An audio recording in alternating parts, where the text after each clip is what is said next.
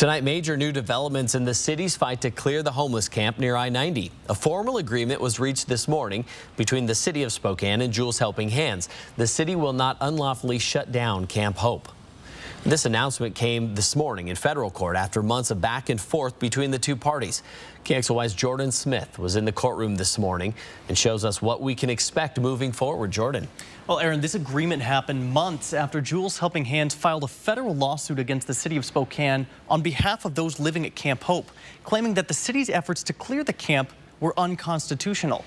But this agreement doesn't close the door for Spokane to legally abate the camp. In a major development in the battle over Camp Hope, an agreement was reached between the city and Jules Helping Hands. We're satisfied there won't be an unlawful sweep of the camp. The agreement buys those living at Camp Hope a bit more time on the WSDOT property and removes the threat of being unlawfully cleared away by the city at any random time. They can't go to sleep without worrying that in the middle of the night the sheriff's going to show up and sweep the place. Those nightmares are gone. Though the city and newly elected Sheriff John Knowles remain adamant that's not the step they would have taken.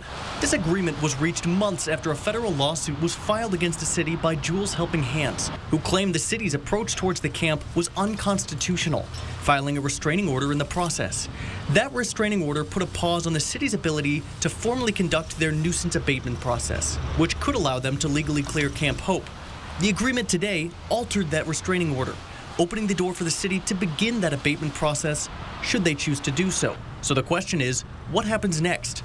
Before we get to the formal filing of any kind of court action, we always try to work with the property owner first, and we've done that in this case, and we'll continue to do that. Coddington says the city is moving with urgency, hoping to sit down with WSDOT to brainstorm a plan of action not only to resolve Camp Hope, but also alleviate the strain felt on neighbors and businesses in that area who have been impacted by the encampment. That's the conversation that needs to happen, is how do we take all those different interests and put them together and find a solution that allows for the satisfaction of the needs in that neighborhood, that's everybody that's living and staying and working there right now.